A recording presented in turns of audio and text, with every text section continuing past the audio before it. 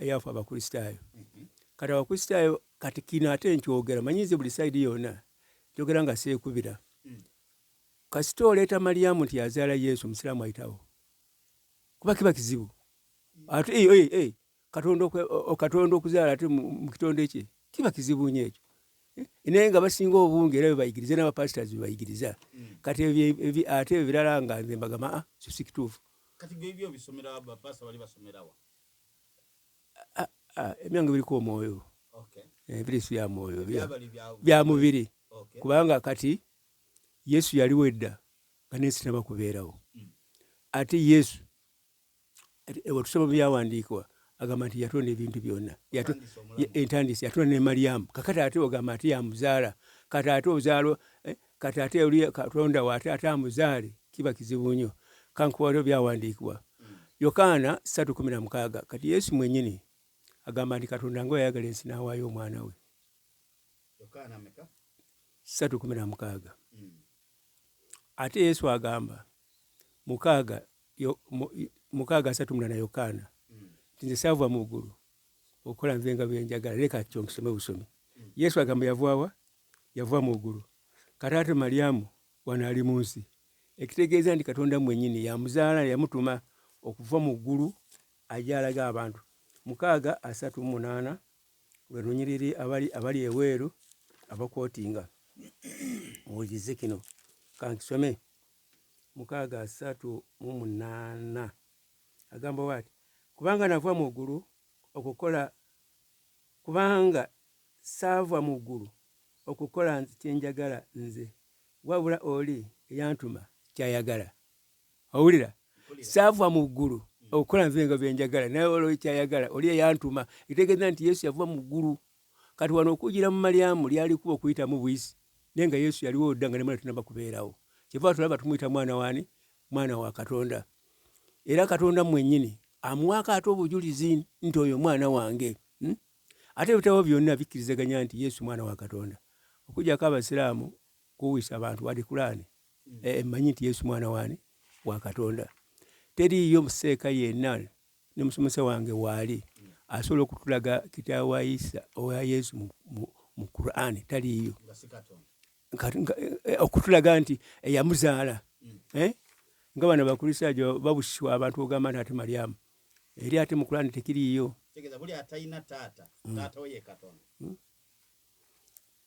kasita atalina taata atalina maama we ku nsi kuno kasita obanga tolina maama wo naye ng'oli awo anti taata we era abeera Katonda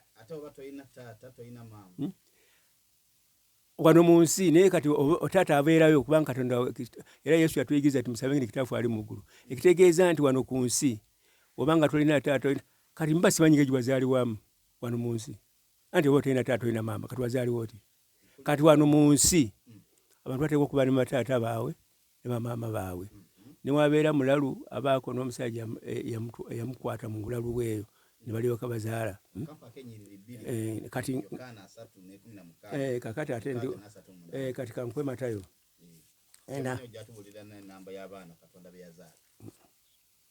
enamba y'abaana nze njogera ku ono ye gwe yasooka okuzaala abaana bange naye kati ono gwe yasooka gwe twogerako ssebo 3 Matayo ensula 3 olunyiriri lw'ekumi kantandikire olw'ekumi na 4 Matayo ensula 4 olunyiriri olw'ekumi era na 4 3 olunyiriri olw'ekumi na 4 lwengenda okutandikirako naye Yokaana yali ayagala okumugaana ng'agamba nti nze neetaaga gwe okumbatiza naawe ojja gye ndi naye Yesu n'addamu n'amugamba nti kkiriza kankano kubanga kingwanira bwe tutyo okutuukiriza obutuukirivu bwonna naye n'alyoka amukkiriza olw'ekumi awo Yesu bwe yamala okubatizibwa amangu ago n'ava mu maazi laba eggulu ne libukukira laba omwoyo gwa Katonda gaaka nga ejjiba ku ye laba eddoboozi ne liyima mu ggulu nga ligamba nti oyo ye mwana wange gwe njagala gwe nsanyukira ennyo Katonda mwennyini amaze okukakasa Yesu nti ye mwana we ate kati ffe mu bulokole omuntu amala okubatizibwa mu kunyiikibwa awo afuukira omwana wa Katonda. Katonda mwennyini yamwako obujulizi. Kakati obanga Katonda ayogedde ne Yesu ayogedde, kakati ffe tetulina ngeri yonna gye tusobola okugamba nti ate Katonda tazaala. Katonda yazaala. Yamuzaala atya? Yokaana 1:1. Oliza wino ate abali eweeri mubeerengako n'empapula n'ebyemuwandiika kuba kati bino bye tuyigiriza wano mu makanisa temuliimu. Makyaki temuliiyo bino. Tubisomesa. Basomesa nga bwe balaba. Bino byensomesa eri tebiriiyo. Nkubuulira amazima.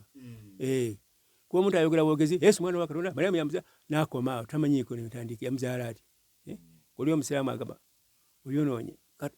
Era kyakiive nange nkyewuunya nga kyakiive kyennyini. Ogamba nti Mariyamu yazaala Yesu. Mariyamu yazaala Yesu ate mwana wa Katonda. Kijja kiti ekyo. Kati maama we yaani. Taata we yamuzaala. Wuliriza ndi kati wuliriza ndeeta ekigambo. Agamba nti ku lubereberye waliwo ekigambo. Wuliriza. Ku lubereberye waliwo ekigambo. Yokaana 1:1. Ku lubereberye waliwo ekigambo. Ekigambo n'aba awali Katonda. Ekigambo n'aba Katonda. Oyo yaliwo ku lubereberye awali Katonda. Ebintu byonna byakolebwa ku oyo era wataliiye tebyakolebwa kina kimu ekyakolebwa. Ono yaliwo dda. Kati Yesu ye kigambo kya Katonda. Era n'okunaku lw'enkomerero walibanga ebintu byonna biweddewo nga bimaze okutondwa, kati enkomerero ng'etuuse, emirimu ziwedde, Yesu agenda kuddayo mu kigambo kya Katonda kubiikulirwa 19:13. Ozo olaba kati wano olukomereza mu Bayibuli nja kuyingira ku ne mu Kulaani bitabo nga 2 baasi 19 olunyiriri olw'13.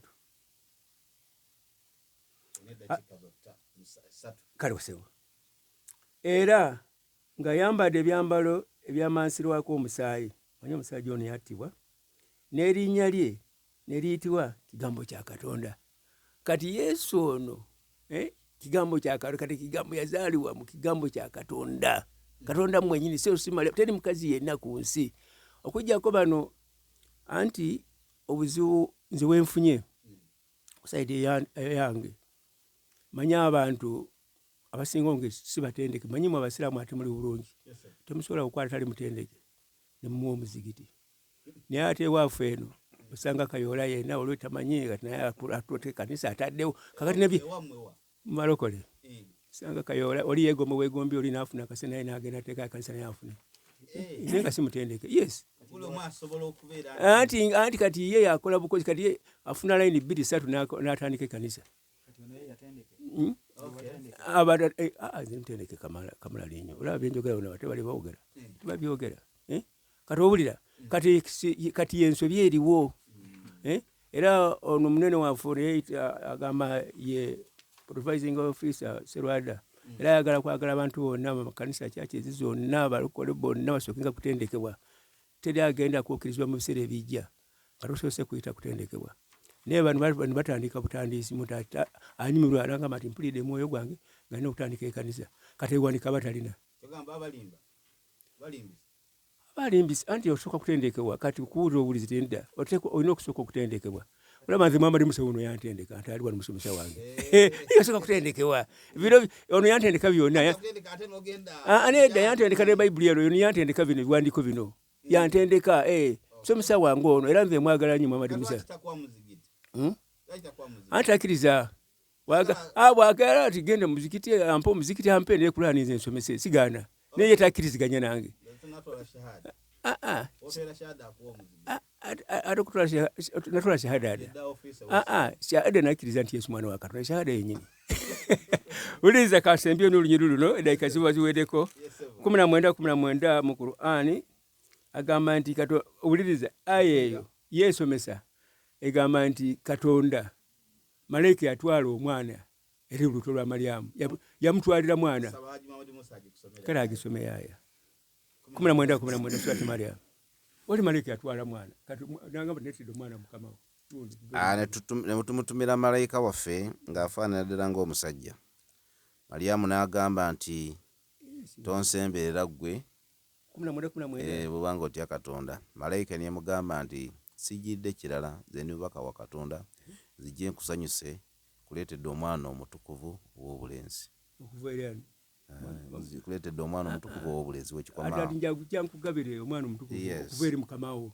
Kati kitegeeza nti malayika nennyini ne Qur'an ekakasa nti Yesu mwana wa Katonda kuba kati awulira anti yatwala mwana anti wuuyo 19 yatwala mwana yajja kumugabira yagenda n'omwana amuteeka mu lubuto lwe yajja n'omwana nga muzaala namugabira omwana ono yenkuleetere kuva eri mukama wo. Mukama wa Mariyamu yali Katonda. Nyongere mulala Tongerako oba kuvaasi eyo kati kuvaasi era ng'oyagala okwongerako omulala nyongerako 66 ensula ya 12 ate wosoma sereke yaayo Mariyamu baali bagenda kumutta kubanga yazaala omwana ow'obulenzi. Alamu ennyini musereke negamba nti ffe twamuteekamu ekigambo kyaffe, twamufuwamu omwuka mu kigambo kyaffe. Kati kati nobanga yafuwa mu muwere wa Mariyamu n'amufuwamu ekigambo nekifuuka omuntu, oyo mwana wa Katonda. Kubanga singa Mariyamu bamukwata wali musereke Katonda mwennyini yamutaasa, ne Mariyamu naye yalina okwetaasa nti nze yampa omwana yamufuwamu omwuka yenanyini mwana. Sigadde nga muziyamu osinkosi kamulala okuva enasenyi Naam. Billahi minash shaitani rajim. Bismillahir rahmanir rahim. Alhamdulillah alwahidul qahhar as-samad allazi lam yalid wa lam yulad wa lam yakun lahu kufuwan ahad. Wassalatu wassalamu ala nabina Muhammad Mustafa sallallahu alayhi wa sallam. يقول تبارك وتعالى في كتاب العزيز أعوذ بالله من الشيطان الرجيم وينذر الذين قالوا اتخذ الله ولدا ما لهم به من علم ولا لآبائهم كبرت كلمة تخرج من أفواههم إن يقولون إلا كذبا وقال أيضا ولا تكف ما ليس لك به علم إلى آخر الآية. Amatendo amajuga Allah subhanahu wa ta'ala tumwebaza nate olwakadde kano akalungi. Tusaba Allah ekitiibwa asibinga n'emirembe ku nabbi we Muhammadin sallallahu alaihi wasallama gwe twakkirizanga yasemba mu baka bonna. Allah nga gwe yatutumira nga yalina okuba nga atunnyonnyola akawanvu n'akagga, era tukakasa nti yava mu nsi nga buli kimu akiteeseewo nga kirambulukufu. Tusaba Allah asibingira ku ye na bonna abanaamukkiriza. Mulamwa guno kakasa nti si gwe mundu gwaffe ogusooka kubanga tugwogerako. Tuzze twejjukanya emirundi mingi ku mulamwa guno, naye lwakuba nti tuddiŋŋana kubanga yeemu ku mpagi esayidi zonna oba oliawo. Sayidi y'obukristaayo mpagi yaabwe enkulu nnyo, ate naffe ku sayidi y'obusiraamu naffe empagi nkulu nnyo, era empagi eri mu busiraamu n'ebeera ne mu bukkiriza. Kubanga ekikufuula omukkiriza kwe kubeera nti antu'minu billah, kwe kubeera nti okkiriza Allah mu bwakatonda bwe, kikitegeeza nokakasa nti ali wannamuligina. Ekikufuula omusiraamu kwe kuleeta ekigambo shahada, kukakasa nti nzikiriza nti Katonda ali omu yekka mu bwakatonda bwe. N'olwekyo sayidi yaffe y'obusiraamu mpagi nkulu nnyo, ate ne sayidi eno nabo bagifuula mpagi wadde nga ate nabo bagitankaniramu abasinga. Omulamwa guno Uganda kansokere ku aya zasomye. Ffe mu Qur'an nsomye aya eva surati al-Hajj essula ey'okutaano, amina essula ya 22. Aya ndoza ya kutaano awo. Allah agambye nti toyogeranga toyimiranga ku kintu kyonna ky'otalinaako kumanya. Era Allah agenda amaaso agamba nti inna sama, mazima amatuugo n'amaaso gagenda kubuuzibwa. Kati ffe muzeeyi nkuusi mu Qur'an ne bw'osoma aya tokkirizibwa kuteekawo ekitaliiwo. Tuteekawo wabula aya esigala nga bw'eri. Kati bw'ogaa nti aya leeta omwana kitegeeza mwana wa Katonda. Ani yagandi Katonda? Ewe ebeerayo abaana baasindika nagandi kati oli mwana wa kati nkusindise genda. Yo voice teriyo mu Qur'an. Kati aya gy'osooka okusoma 19. Oluganda baakozesa nti nkuleetedde omwana omutukuvu. Kati muzeeyi n'agamba nti yaleeta mwana n'amuyingiza mwani mu Mariyamu. kati obanga already yali mwana kati atayingira atya muki nkuleetedde essimu nti nkuleetedde essimu yiiyo njijje ku dduuka ate njiteekera mu dduuka ng'ate njikuleetedde nkuleetedde essimu ate genda mu dduuka kiba kitegeeza kiba bakuleetedde essimu oba ogikwata mba oba ogirina so ekyo kigambo ga nti nkuleetedde omwana nzije nkugabira omwana ekigambo kiri nti nkugabira omwana ekigambo ky'okugaba oba tokirina kitegedde oba tokirina kuba pulezidenti Museveni agamba nti nkugabidde emmotoka eba teriiwaawo naye bagenda gireeta buleesi okitegedde naye nzize nkuwe kiba gyekiri ewe Luganda kati yavunwa Qur'ani matuvu muganda talinga bano nomugwera oli mugiso kati baba bisaatuukiramu tebamanyi bigambo okitegedde muzeeyi nzize nkugabire kitubakugabidde naye tokire tunaba kikwata nzize nkuwe oba baba kuwadde okikwata mu ngalo kati oli kyakozesa kati ye muzeeyi n'abala naga nti malayika yaleeta mwana n'amuyingiza Mariyamu kati oba yaleeta omwana kati lwaki teyamukwasa mu ngalo ate n'amuyingiza mu lubuto ate agenda akole ki ng'ate baliisa omwana mulaba agenda muzaale ate ng'oledde bamuzadde okumuzaala omwana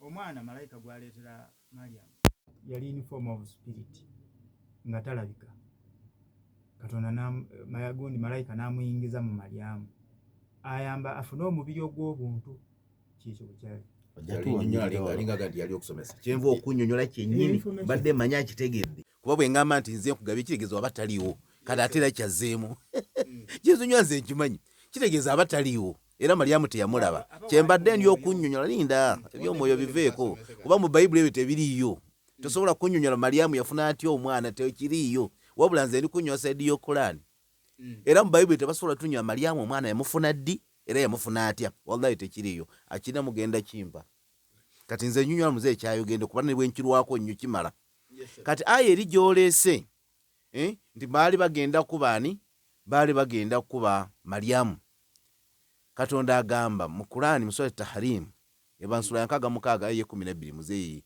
wadde nga tagira nze ndooza 6:12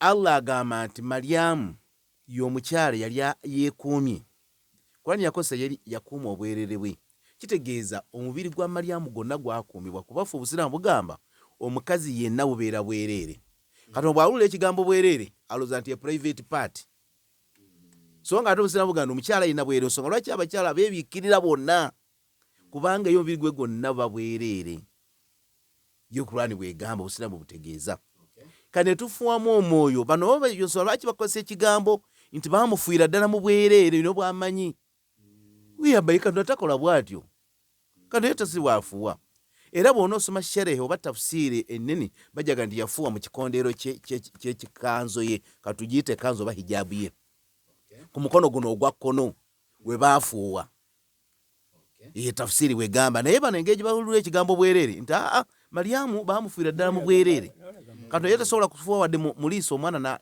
omwene gugenda era ng'alina ogendera ddala wali mu private part n'olwekyo bano basoma ebigambo nga mulimu ekigambo kye bayita okutyobola kye bamu ekiri ye kyalowooza ng'ate mu Bayibuli tenyonyodde ye n'ajja mu Qur'ani ye n'akozesa magezi g'amatono oluusi g'aba amanyiko n'alowooza nti aba amanyi nnyo naye nabaga ffe Qur'ani esomesebwa muzeeyi si bintu byakuva ovuye mu tulo n'ogisoma era Qur'ani ffe tubuuza buli aya ne tubuuza bamanyi gye bali abannyonnyola ayaati zino kati baamufuwa mu kikondeero era n'ensonga lwaki we breathed into her garment naddayo oluzungu ye bwegamba kubanga y'oluzungu yakola direct kati ey'Oluganda yagamba bwereere naye nemugamba nti omubiri gw'omukyala gonna buba buki buba bwereere so bwe baba nga baamufuuwa ku sleeves in her sleeves or in her shirt of her garment okitegedde baafuuwa wano era scientifically abakazi bonna saayo n'abeekuba empiso ab'obuweke bakola ki wano kakasa nti Qur'ani science era bamanyire banasayina baga nti mutuufu Muhammad yali musajja mumanyi lwaki empiso z'abakyala tebazikuba ku bisambi lwaki tebaziteeka mu mugongo bakabina lwaki bakuba wano ku mukono guno ogwa kkono kuba Qur'ani kyeyayogera kitegeeza no eno paati eno eri related Qur'ani bweti weeri bino byonna muzeeyi weetaaga tubanyunyule bunyuzi n'olwekyo kitegeeza baamufuwa mu bufuuwa omwoyo teyafuna mwana direct wabula omwoyo gwe gwakka kati ekyokufuwa si kikulu kuba ne Adamu Katonda bw'atunda Adamu nga kiri awo kibumbe era naye okumufuula omuntu yamufuuwamu. Yes, sir. Kitegeeza omukka gwe guleeta omuntu okubeera omulamu. Kati Maliyamu naye bamufuuye, Adamu naye bamufuuwamu. Era Adamu bwe bamufuuwamu naye yasimula n'abeera omuntu. Maliyamu bwe bamufuuwamu omwana n'atondebwa mu lubuto. Kibola Qur'ani egamba nti inna masala Isa inda Allah ka masala Adama. Okutondebwa kwa Nabbi Isa n'okwa Yesu kulinga bw'olaba okutondebwa kwa Adamu kwa Yesu ne Adamu maaso ga Katonda. Inna masala Isa inda Allah ka masala Adama. Okutondebwa kwa Yesu mu maaso ga Katonda kulinga okutondebwa kwa Adamu. Yes, we aya wetu begamba amakulu ga matuufu. Okutondebwa kwa Yesu mu maaso gani ga Katonda kulinga okutondebwa kwa Adamu. Kuba Allah yagamba nti kun fayakun, bana akola ki? Kitegeeza Allah yagamba Maliyamu nti Maliyamu beera olubuto n'aba olubuto lw'omuntu. Adamu beera omuntu, Adamu n'abeera omuntu. Kyali kiragiro nga tewali connection yonna ya musajja. Qur'ani wetu wesomesa muzeeyi tewali. Adamu talina ne Yesu talina. Okitegedde? Kati iyo Qur'ani enya kasita nnyonnyodde aya za Qur'ani ziba zimala abantu okutegeera ennyo. So ezo aya teziraga nti Yesu mwana wa Katonda. Kyenagambye toteekawo buteesi. Guleeta nga n'ayigamba. Naye bwate yakigamba kati ate gwe tokireeta. Kubanga ezo Qur'ani nyingi aya gyensomye ye 18 sura ya 18 aya yokuna Allah agani mugende mutisa agandi Katonda yefunidde omwana. Kitegeeza Katonda yamanya nti kino wadde nkikoze. Yesu azaliddwa mu byamagero wali abagenda okubeera nti bavaayo baga nti mwana wa Katonda. Yesu agani nedda mubatiise. Bibonezo binene nnyo muzeeyi tukukanga. Bibonezo binene. Kubanga abakyogera Katonda azadde Allah yatuwa ensonga n'agamba nti tebalina kumanya. Muzeeyi okategedde ako Qur'ani yekukyala nga gy'obadde osoma. Buli lw'osoma ekigambo gandi Katonda azaala Qur'ani ekuyita mu bantu abawansi nnyo abatamanyi. Era ne bataata baabwe abakusooka mu Bayibuli nabo baali tebamanyi. Wabula Allah n'agamba nti ekigambo kya mukamwa. Ekyo kigambo kyogera no mukamwa. Naye temukiina kumanya. Era temwogera wabula mulimba. Katonda n'agamba nti mulimba. Kati Qur'ani okukyalennyinga Qur'ani nti terimba. Mukakase uliza okukyalennyinga Qur'ani nti terimba. Nje njogedde Luganda. Manyi gotobeera mu kirasi. Kasi tokyalennyinga Qur'ani nti terimba. My friend, oyaga njogera lumiki. Lwajja okutegeera ono. Moses wabeera mu kirasi obadde. Ingambye. Luganda. Kati ate labya ngamba. Abantu basoma kati gwe wasoma lekerawo. Kati okukyalennyinga Qur'ani nti terimba. Omala kuleeta vaasi emu yokka bwetu mu Bayibuli ng'egamba era ekisuguzo ekigambo kukyalennyinga okukyalennyinga Qur'ani nti terimba kyobwedda kyendi okwewunya naye kati oyogedde bulungi okukyalennyinga Qur'ani nti erimba anti obadde tonamala statement agyogedde era obwedda mugamba kati aleeteyo vaasi emu mu Bayibuli nga Katonda aga nti nzaala Yesu yokka eyo ejja kuba ekyalenyize Qur'ani. Kwaga nti temuna kyemwogera mugamba wabula mulimba. Kati wakasa nti Qur'ani terimba leeta vaasi mu Bayibuli egandi Katonda aga nze nzaala Yesu. Onoba maze ogikyalennyinga. Naye obanga eteriiyo bigambo by'omwana kati mbadde nkeberakebera wano ekigambo mwana mu basajja bakalimagezi. Kigambo kumba omwana kirina amakulu 8. Kigambo omwana son. Ate bwe nkibedde wano kyava mu lulimi nyingi bamuyita suno. SUNU mu Lujamani. So China terulimu. Lujamani Lugreek luki ekigambo kyajjanga kikyusibwa kati abazungu ne bakijja ne bagamba son. Kati kitegeeza definition y'ekigambo son kyo kirala. Kati definition esokera ddala y'omwana abeera relationship with two parents. Kyekisokera ddala era nga kinafu kyetumanyi. Kati ate kya Yesu kyo bakisembyezaayo babo bamuyise the third person to God. Tebagambye son of God is a third person to God. Trinity nebagamba ekigambo Trinity obusatu. Kati osobola gantu ate obusatu buba buzaala ono. Yalina challenge y'amaanyi. Obusatu buba tebuzaala ono kuba obusatu buba bwenkana. Kati ate olwaki ate ono omuyita mwana ng'ate bwenkana. Kubanga Trinity kitegeeza sumbuusa ensonda meka 3 eza sumbuusa. Kati ogamba otya nti eno ate yeno ono enkulu eno omwana. Kubanga Trinity kitegeeza my friend oba bantegeera ye triangle. Era Mukristaayo akukubira n'agamba nti Yesu alinga bulaba triangle bwe basomesa ku blackboard. Kati bw'ebeera triangle lwaki eno ebeera big eno n'ebeera small gw'okakasa kijja triangle ki yeefaana bw'etyo nti eno ate big and small. Kati Katonda bw'agamba nti ekigambo kya mumwa wallahi yabategeeza amazima ekigambo kya mimwa ekyo. Kubanga tebasobola kudefininga this triangle nti eno big ate eno small. kuba ne Holy God ate ono ye the Son golaba kijja mu bwongo triangle kibeerayo so ekigambo saani kibanga muzeeyi ekigambo saani kizibu nnyo mu Bayibuli w'osomye one verse zesomye nyingi naye nga zonna teziraga nti Katonda azaala kisigala kigambo mwana okitegedde wabula nze Bayibuli sigenda gisoma leero nje gisoma akapaata akanaasembayo bampe just verse emu nga Katonda agaa nti nzaala Yesu basi noba amaze okukyalenyiga Kurani tweyanziza kagudde wa Pastor Moses Mazerere ogamba Haji Muhammad Musa oba yasomera wakyatukuba n'ebulimo kata akulekedde challenge abona ate ennaku enkwata kubanga yagenda nayonoona ne muzeeyi Nkusi ate atya bwamusomesa naye ate bye yamusomesa ye muyini kiraga nti tebiwera bwali butwa kubanga nja kusembayo nekyava okwogera wano ekya Sumbusa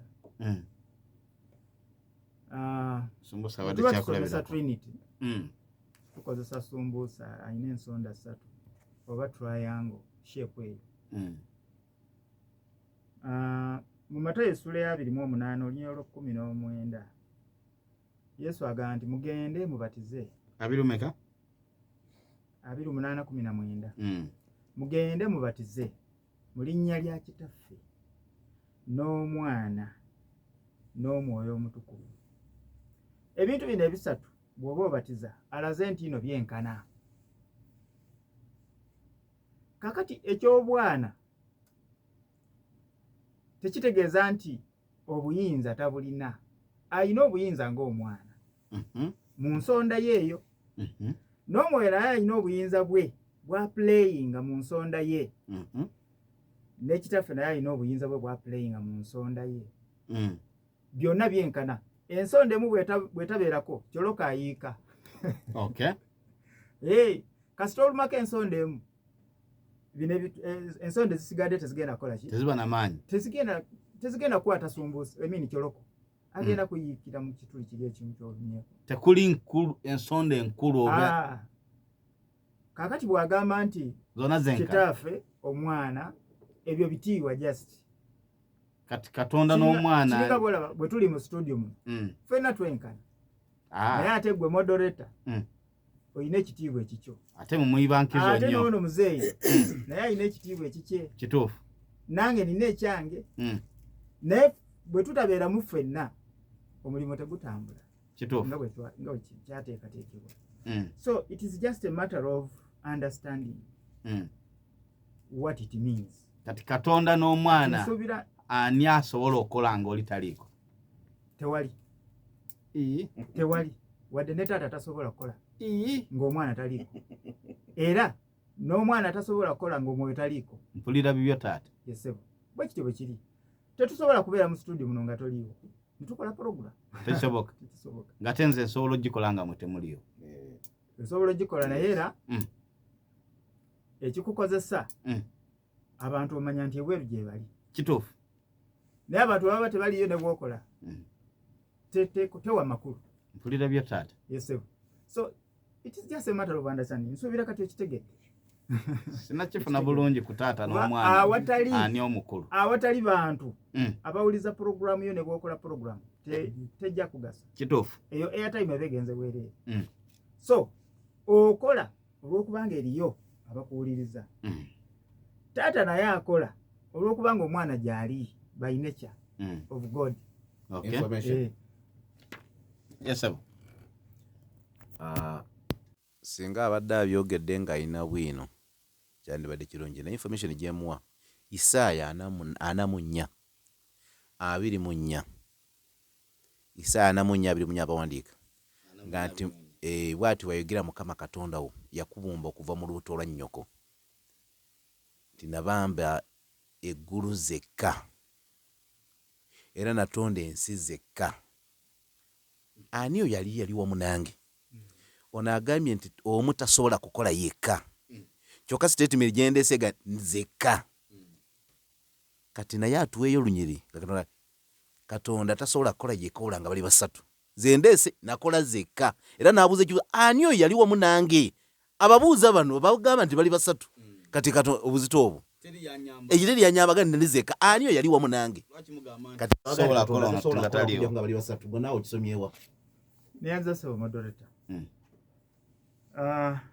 Maudi musona aleta ebibuuzo ebitali nze mwagala baba ataleta bintu ng'ebyo yesewo tasobola kuyambibwa okay ate nga kye kigendero kikulu musomese wamu Kurani bwe mugamba 10:94 agamba mubuuze bananyini ebitabo kakakasinga ge mazima kati mudde mu kakati bw'agamba nti Katonda bw'agamba nti nze nali nzekka kyokka asoose gamba mbu sina bwino gwendeze naye bwino gwe mbadde nnyonnyola gwaleeteddeko information muwadde Matayo gwe muwedde obuuzo 28 olunyiriri olw'okumeka olw'19 kakati ono Isaya gwaleese towakana obuuziza sirika bw'oyogerera mu tayimu yange nze nkuwuliriza information yange ambuza eriyo okubatiza kirala kubatiza mu linnya lya kitaffe n'oly'omwana kyawukano ga nti tasobola kukola nga talina balala ekyo kyawukana statement eri endala eno endala era nenja ginnyonnyolako emba nfunye obuuzi naye statement gyagambye nti Katonda tasobola kukola yekka okujja kubamala kubeera basatu statement Katonda yagyogerera wa zendese yange abeera yekka kyenjagala yokka kakati kwegamba kireeta obuzibu omuntu bw'oba obuuziza ng'oyagala kuyiga batandika okunnyonnyola ate n'oleeta information yennyini eyo gy'oleese wamagwe gimuddemu kakati nsuubira nti obudde bwange bw'oli kubukwata abuulira ajuma mudi Musa yakowa gwe musomese busomese mudde mwasa abasatu bakola kitya kimu bona obuyinza bwe bumu kamwe mata igundi luberyeberye kati bino byabadde ali tugamba mbu yakola ensi yekka n'agamba nti ndi nzekka Isaya luberyeberye essulemu olunya olw'abiri ku lw'omusanvu Katonda n'agamba tukole omuntu mu ngeri yaffe mu kifaananyi kyaffe Katonda n'atonda okirabye obusatu buli bukola ekintu kimu bukola sumbusa omu kyava agamba nti nali nzekka nali naani nga ntonda obusatu bukoze ekintu kitya kimu kyava Katonda agamba nti nayatonda omuntu Katonda n'atonda omuntu avuddeyo mu plural kati aze mu singular avuddeyo mu bungi kati aze mu kimu kimu togamba wali baali basatu bwe yagamba nti twakola obuyinza obwo obusatu baali basatu awo ensonda 3 ezasumbusa okay kakati sumbusa awedde olaba sumbusa atya omu naye ng'aliko ensonda mmeka 3 Katonda talina maanyi gasobola kukola kintu yekka kyekikula kye bwatyo bwali era bw'oba totegedde Katonda ogenda kubonaabona paka kuba buli kye banaasomesanga ne bw'onoosoma ebbayibuli eyo togenda kutegeera Katonda naye mulina omukisa kubanga mumpulidde olwaleero mumutegedde Katonda tali yekka agamba tukole omuntu mu kifaananyi kyaffe nti n'atonda Adamu ekikazi n'ekisajja Katonda ali mu kifaananyi kya kikazi n'ekisajja ate ng'ali twin not identical twin abalongo abafaanagana nedda naye abalongo ekikazi n'ekisajja obwe butonde bwa Katonda ayina oludda olugumu lwe lwa Adamu olunywevu olutayinza kunyeenyezebwa ne Sitaani n'abeera n'oludda olunafu lwe lwa Hawa Sitaani gye yayita singa yayita wa Adamu teyalisobodde so Katonda bw'atyo kyekikula kye bwafaanana sebo Yesu kennyini mu Matayo essula ya 26 olunya lw'6 agamba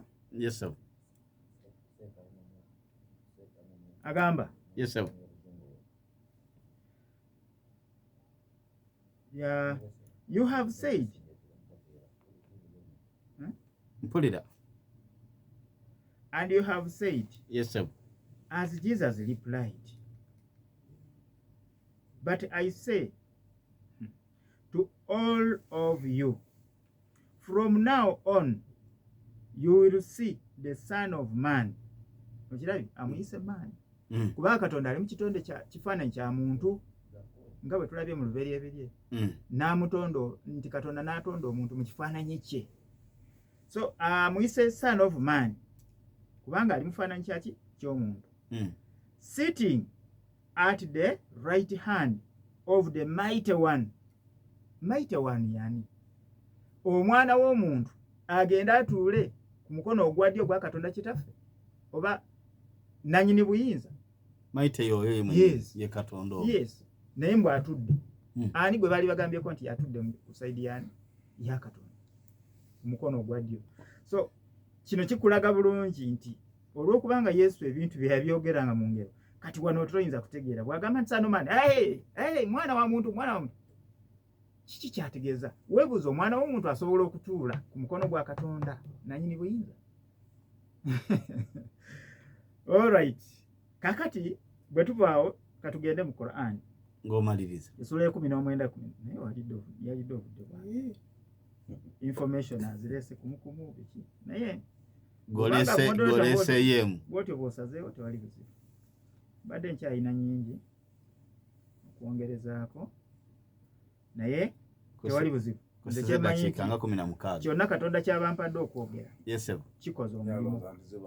19 essula 19 aya tujja kusoma 19 Quran 19 aya. Okay. Agamba malayika n'amugamba nti mazima nze sigiridde kirala wabula ndi mubaka okuva ewa Mukama Katonda wo.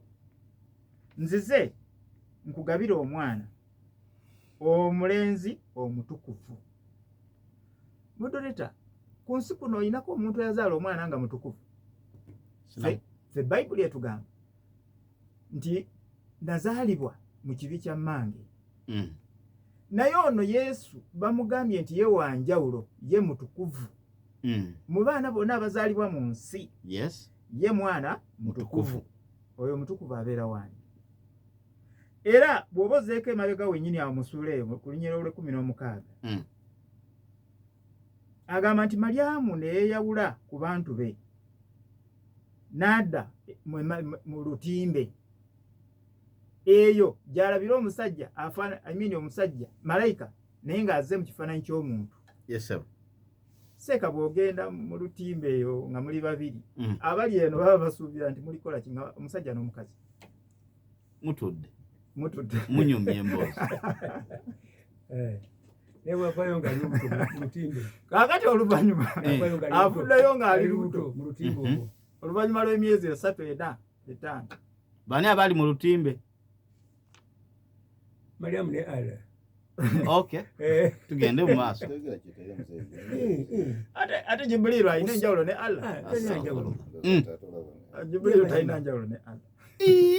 Ate wali Jibrilu okujjako nga Setaani yamutumye naye bw'aba azze kasaalabika bwe pap omanya nti Allah atuuse. Mpulira. Yes. Literal understanding kitegerekeka. Kasita olaba Jibrilu n'akugamba nvudde wa Mukama wo omanya bumanya nti oyo Allah kati gwendi okwogera naye. Maliriza. Sebo modoleta. Ndi musanyufu kubanga ebintu bino nsuubira nti ntuusiza obubaka naye ayogedde ku third person to God kankireko ekyamazo kinnyonnyola naye nze sebo modoleta abatuuliza mwebale kubeerayo n'okuwaayo amatu gammwe ne muyiga ebintu bino kubanga si byangu. Israel yamala myaka 3 nga batendeka ate ono byayogera bayogera nga nze kusayina ebbaluwa kati gobudde mu birooto yagala kubeera nze kusayina ebbaluwa ey'obubuulizi bamukakasa yasomesa wadde reference seekawe wuliriza zali mukyalo ky'Obuganda ne bantendeka wenzire natukusaidia Muhammad Musa naye nantendeka Uganda bakuwa ebbaluwa girina ate baluwa yake bamukonfirme owulira zinalimu kino kati ekigambo kino nze nja kusaba omusomesa wange Muhammad Musa nze kasita aleeta kitaawe wa Yesu mu Qur'ani mba nkakasa nti si mwana wa Katonda kasita akireeta ku mpewo era ekyo mu Qur'ani nga si Katonda akyo kigwe era ensi yonna etegeere kasita kireeta mu bwino nakanti afwe mu Qur'ani Yesu anti yazaalibwa na mukazi nga weekiri anti nkugambye nze Yesu Katonda mwenyini amwako obujulizi nti mwana we Yesu mwenyini yawako obujulizi nti mwana wani nekiwandiko kyengenda okusoma kiri mu bikola Matayo nsula 17:5 agamba bw'ati bwe yali ng'akyayogera laba ekire ne kimasaamasa ne kimusikiriza laba eddoboozi ne liva mu kire nga ligamba nti ono ye mwana wange gwe njagala gwe nsanyukira ennyo mumuwulire. Kati ekire eddoboozi lyava mu kire kati ne kimasaamasa edda Katonda yakkanga ng'akira mu kire kati Katonda mwennyini yamukakasa nti mwana we. Kakati ne Yesu mwennyini yakakasa nti Katonda ye kitaawe. Kakati nesobola kujja byawandiikibwa ng'ate ne mu Qur'ani enyiri gye balwanagana nazo twamufuamu omuko nijagamba bamufuwa kibegabega kula tegamba ko kibegabega ebyawulimba ate muzayi nkosi tewali ddoboozi nali mpuliddeko nga lyogerera waggulu eri nga siri ya Katonda mukire nga siri ya Katonda.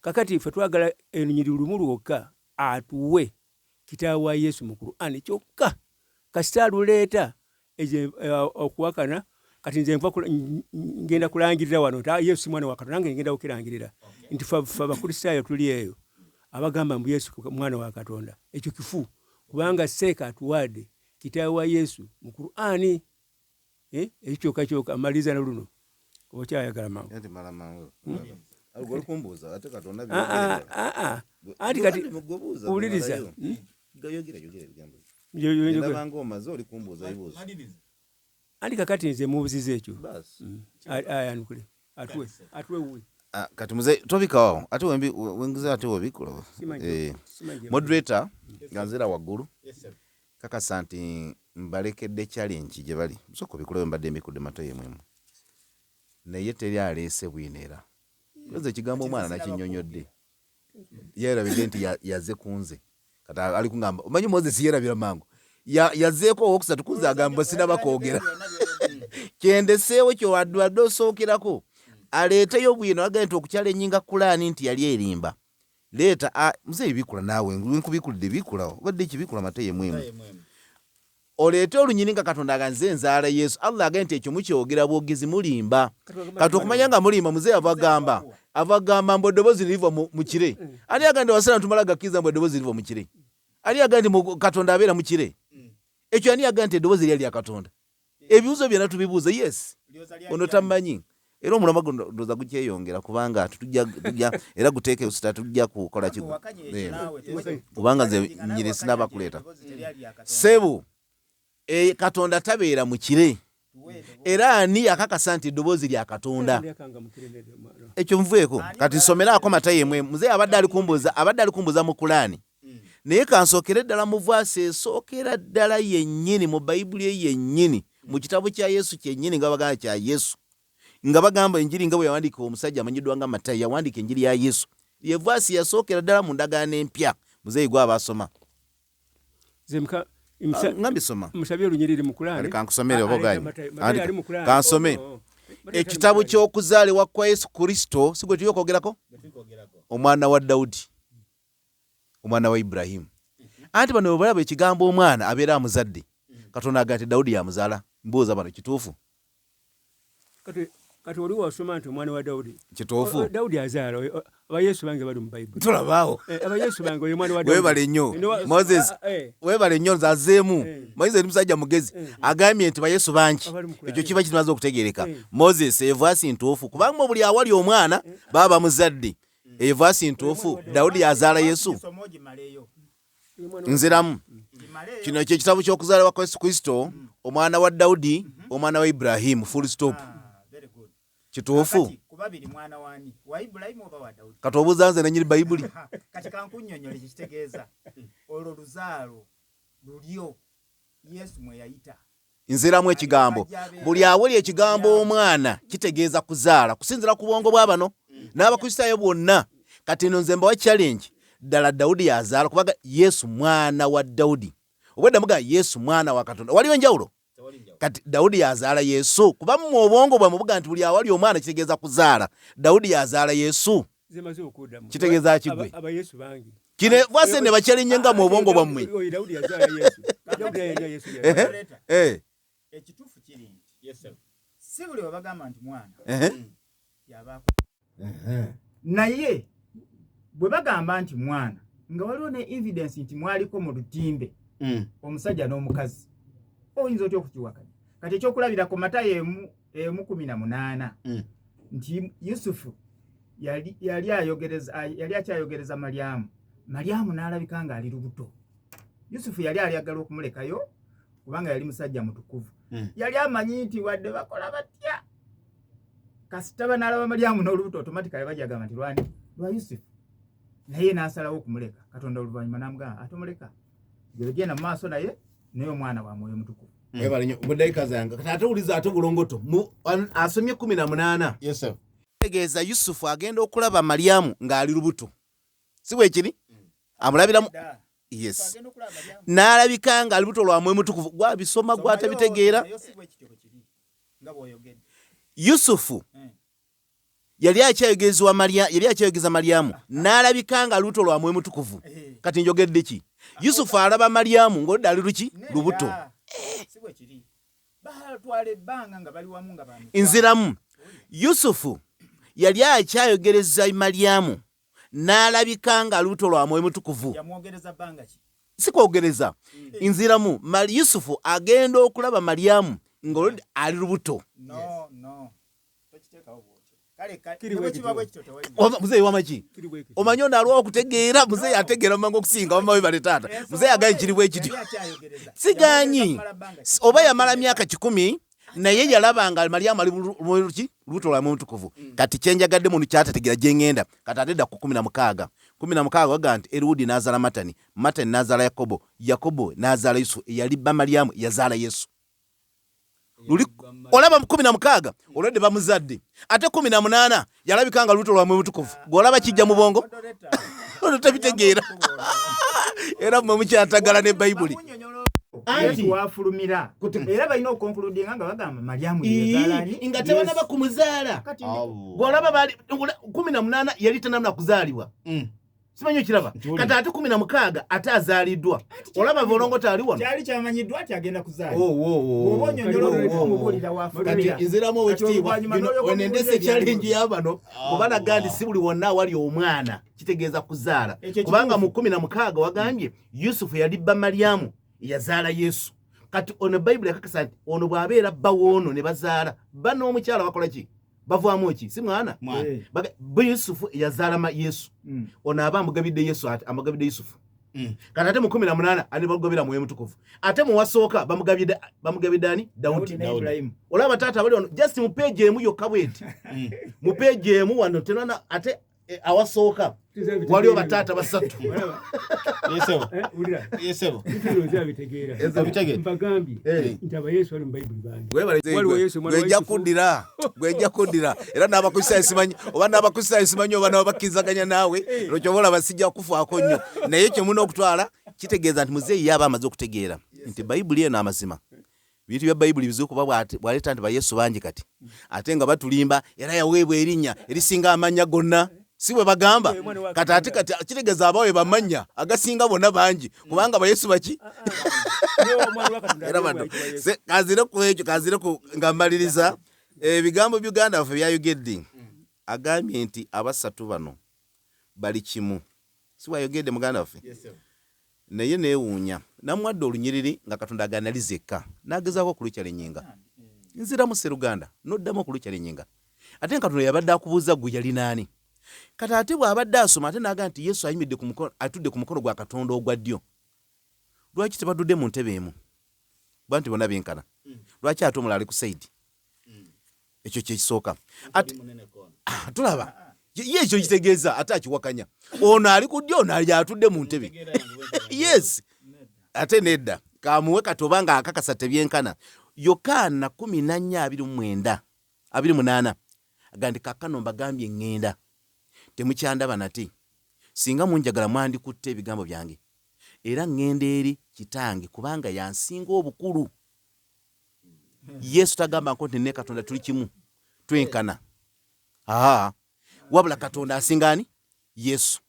Eyo kana bwensomye era bwentuufu anti amusinga kati tuba kutoyenkana ne taata gogambye bali basumbuse yasonda meka triangle babyenkana twabisomako fenna era baziyita degrees zenkana siwe kiri era muganda wafu agamba nti ensonda emusinga emenyeka kyoloka akola atya bakuyisaayo kitegeeza Katonda igwe Yesu yabeera mu luto lwa maama we Katonda yali awera ndaka usumbuse yayika Yesu yagendera ku muntano oba ku musalaba ne bamukuba Katonda yali awera era kitegeeza yayika mukakasa Katonda wali lunaku lwe yavaawo nga yaleyeko mu nsi muno nga tawera kubanga ekitundu ekimu bakiziise mu ggulu mu ttaka baadaye nga musiramuke mumanye Katonda mwebale.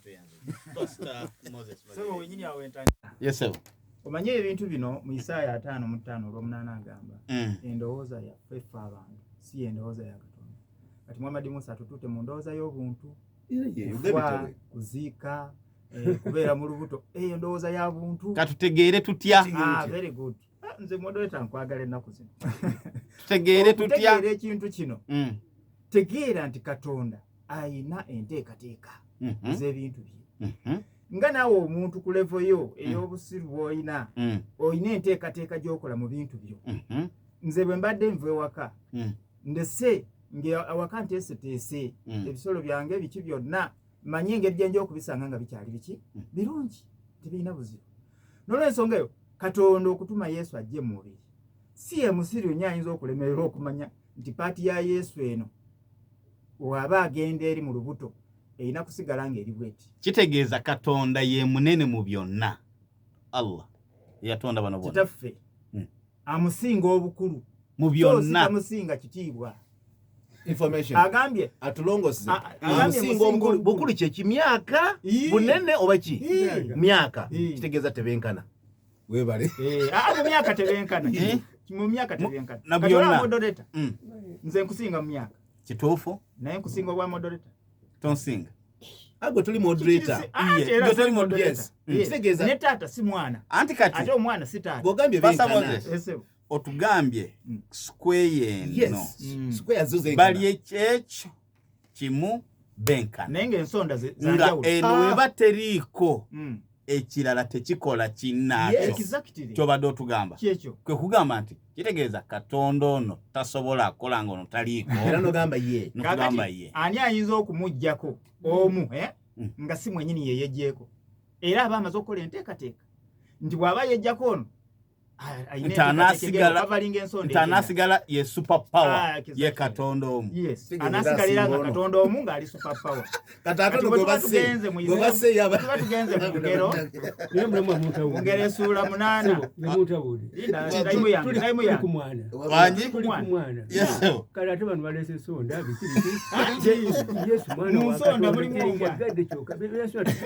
gotoli bitegeera kuzaala nti Yesu mwana kituufu Katonda azaala ate nabadde atubuzaabuza nti mbu Katonda Yesu n'omwana mbu bye bimu gulibeera mulamu ogulago kati moderator wamalabayo wabamaliriza mu dakiika ekintu kino eky'omwana wabadde tosobola kireeta kyokka bakivudde mu Matayo sura 28:11 olya muzeeyi mpuusi ekivudde kakati mbadde nina okubinyonyola byonna ebisatu byokategeera omwana Katonda amuzaala atya so bwe tumala tugenzeeko mu ngero njaga kugulawo amasimu yes kyekisaana yes mu ngero agamba bw'ati mu lunyiriri essula y'omunaana olunyiri olwabiri oyinza okuwandiika moderator olunyiri meka essula 8 olunyiri olwabiri kuba muze gundi mu haja ndeetedde Isaaya olanze eki Isaaya ng'egamba nti Katonda ali bw'omu 8:2 ki ani 8:2 kyekye ngero okay Proverbs otandikira bali wetaaga kwa 29 watuufu kale tandikirayo kwa 29 kuuka wansi agamba nti bwe yawa ennyanja ensalo yayo so 29 tandikira kwa 2 oli wagambye wali soma 2 mzee 2 agamba I was formed long ago long ages ago at the very beginning kati ndi kusoma kwino atatu kwino tena bakugwayo I was formed who formed that nsonda Atirinda tumalo. Wabanga benkana who formed him. Ekyo kimala omumazi. Katumala okola ki? Okusoma. Ate abadde aliko ayagala awo information. Agiwa mu bwino wa munna atali wuwe. Ate ng'oba olina ensobi gy'okoze. I was informed. Aba alikuwa information at the very okusomesa. beginning, Yes, sir. when the world came to be, I was formed. Yes, I was. Formed him. Waliwo yakikola. Wabenkana ani amforminga. Can't I form myself? I was. That is another nakolebwa. Nekola. Neteekawo.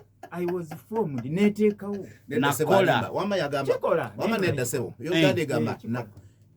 Katonda yanteekawo. Ye Luganda. Yes, Katonda yamuteekawo. Okay. Ono bya bwe mubukira. Kati soma yonna soma. Nedda wama tugere masimu. Katonda yamuteekawo. Bwino mwagamba. Afuse modoleta kubala. Nateekebwawo era nazaalibwa. Wuliriza. Nateekebwawo kuba omusingi era nazaalibwa. Ani yamuzaala? Bwino biri wano. Modoleta. Tani wamali yamuteekawo. Dakika zange bwerere. Amanye ekijja. Tewali tabu. Kati obudde bo kyabuyina. Obudde nza moderating. Akasemba yoyagala akakokolera. Maliriza. When there was no watery depths, I was given birth. Okiwulira? Mpulira. Wali agambye formed one of given birth. Ani ekinyonyo mu Luganda mu Luganda. Nedda ajogera mu Luganda. Sigwe moderator. I was given birth. Yezaala oba bamuzaala. Moderator. Wanjisebo. Kati obudde buno obwange obusigaddeyo bwe Muhammad Musa amalize. Nedda gwe maliriza on our information. Is interrupting. Nedda tuyambe tuvune nganti. Ati mu studio tuli I was given amanyi bosoma oluzungu. Abatasoma koba oyinza obabuza. I was given birth. Kitegeeza nezaala oba nazaalibwa. Kati moderator. Wanjitata. Ekitegeeza moderator toli Muhammad Musa yafuse moderator okumbuuza nvunule. Ate kati naye abayina kyatategedde. Ati kati go ayita mu. Yes sir. Era kyobola bagambye nti information. Nomuwa. Yes sir. Moderator mulama tuguddemu ne. Moderator. Wanjitata. Gene ubibuuza batubuuza. Katonda ye mulamuzi. Yes sir. Omaliriza. Yetata. When there was no spring. Springs overflowing with water before the mountains were settled in place. Nti yaliwo nga n'amazzi agakulukuta teganabaawo nga n'ensozi tezinabeera mu kifo oba kuteekebwawo. Before the hills I was given birth. Akizeemu ekya birth. Before he made the world of its fields, or any of the dust of the earth. I was there when he set the heavens in place. I knew you. Yes. Eyaliwo, eyazaalibwa. Ng'ebintu byonna tebinakolebwa. Bw'abanga si Yesu. Muhammad Musa atuwe. Omuyisa ate. Sebo. Engero za Daudi. Sulaiman si Yesu yabyogera bino. Ekyokubiri statement ezirimu.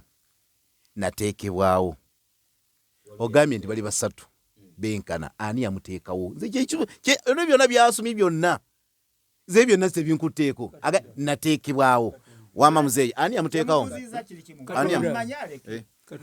Ze siga obwedde byosoma n'ekusirikira. Katonda. Wama Katonda yakola ki? Yamuteekawo. Aha. Webale ono yayenukudde. Tetugambye nti twogere nti ani yazaala Yesu nga tuleeta Yesu yekanga yayogedde. No.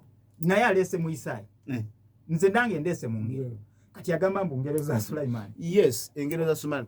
Zeche ekigambo kiri kimu bamuteekawo ani yamuteekawo. Ogambye omanyi statement eno. Statement gogambye ensonda ziri 3 awatali ndala teri ekola awe tusimbye gwo kenyi gwasose nabyo katwana tetulaba waliwo gwe bateekawo kati gwe bateekawo n'ateekawo ani asinga munne ateekawo katuna byagenze mutwa banga tasapotize ekyo kamuddemu era bamuzaala uliza ndala nze katugende mu mwesimbu nze dalwange nazaalibwa before kuba bali amutumulaba yazaala Yesu wano. Yesu ainaba ma uliriza tata uliriza ebuzo bikyali muno ante ebuzo obudde bwange kati owekitiibwa obanga naye alemereddwa talese Yesu alemereddwa talese Yesu kati ate abuuza nze ng'ate omulamwa gw'okuzaalibwa guliko ebibuuzo bingi. Bwe banga Yesu yazaalibwa ng'ensi tenaba kubeerawo, Yesu yazaalibwa mirundi ebiri. Era nayo lugulu ani yamuzaala mu ggulu? Yamuzaala mwani? Kuba no ku nsi tulaba amuzaala ye Mariyamu. Wali Katonda yazaala? Ye. Ye ona amanyi nti bwe yogamba